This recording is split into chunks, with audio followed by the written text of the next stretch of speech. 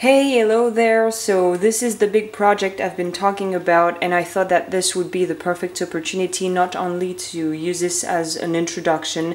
I don't know yet when the final video, the complete video about the making of this necklace will be out, but I will probably be done by then when this video is out.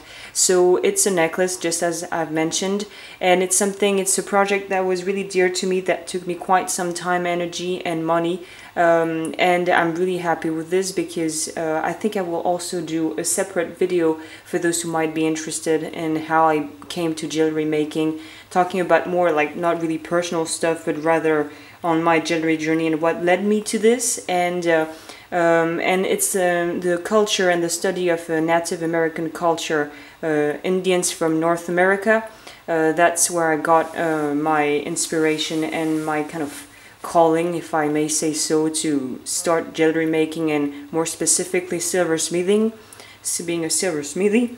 So it's a big achievement for me because when I started the journey 4 years ago, I already wanted to do, I never thought actually I could do it myself, but that was what I would have wanted to do, I think. And being able to finish this is pretty crazy.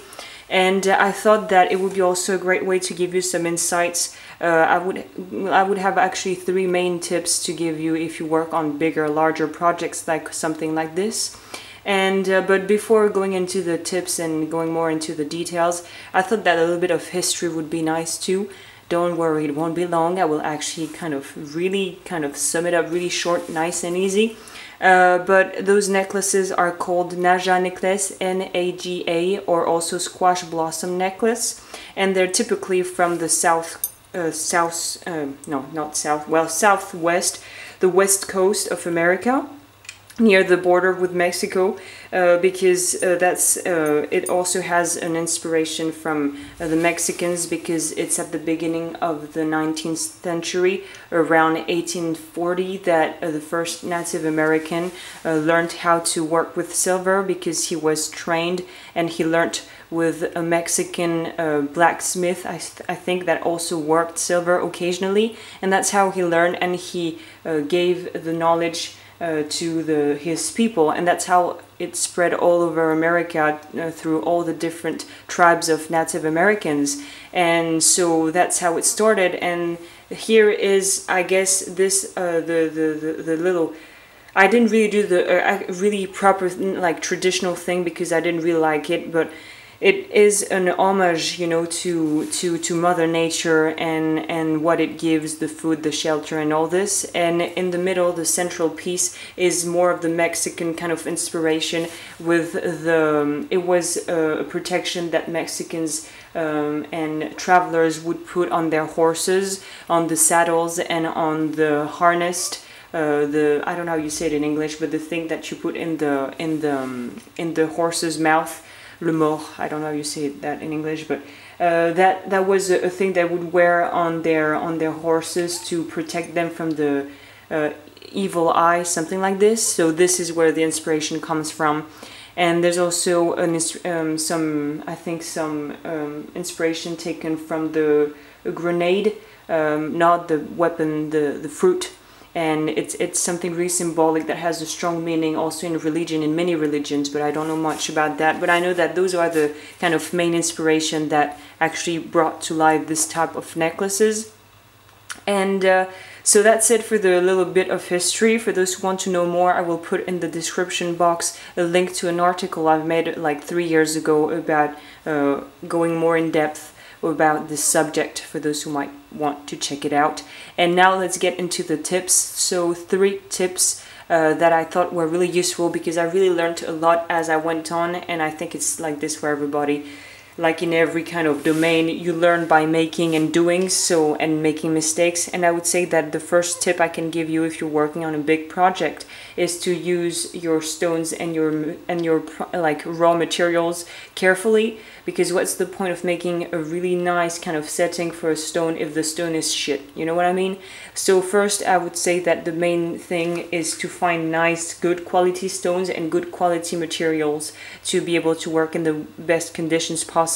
Just like if you were a cook and you had to make a recipe, if you use shit ingredients, it will lower the quality straight away. So that's the one thing. And the second thing was the use of tape, double tape, because it was the best way for me to be able to use the stone, as they're all hand cut and have different sizes. I had to really work case by case on each one to make the cabs and everything in the setting.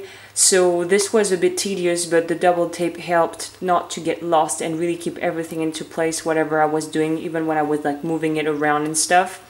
Yeah, I kind of cut my finger. This was bad. Really do use the tape for the fingers that they sell online on the jewelry shops. Really do it, because I always say it and I never do it, and I can tell you it's the last time I forget to put it on my fingers. But yeah, that's something else, but safety first, obviously. And so yeah, the double tape was really handy, came really handy to keep everything in position when I had to do all the things one by one. And the last tip I could give you comes, there's also another one, because it was so big, and I'm going to use the tumbler to polish everything, because I'm not a masochist. I'm not going to polish everything by hand.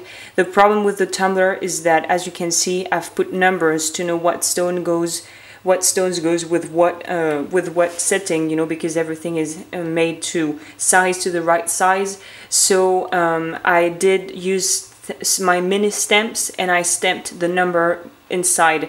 That I thought that was the best option, because if I had only used a permanent marker in the tumbler would have erased everything, and I would have been really like, how do I find the pieces and where do they go? So I marked them inside. You're not going to be able to see it, but I've just stamped the number that go with it, so that it's way easier for me to set everything out after I've polished it.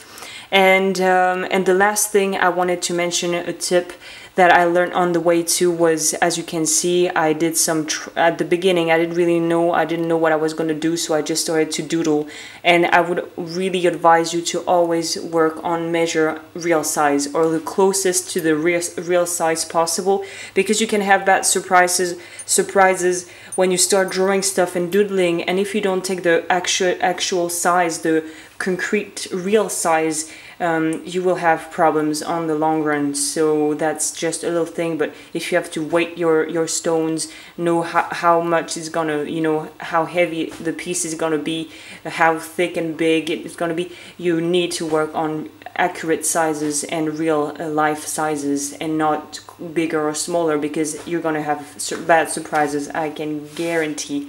So here we go with my three little tips on how to handle bigger projects that require more like an assemblage, you know, more things that come to life when they're all together.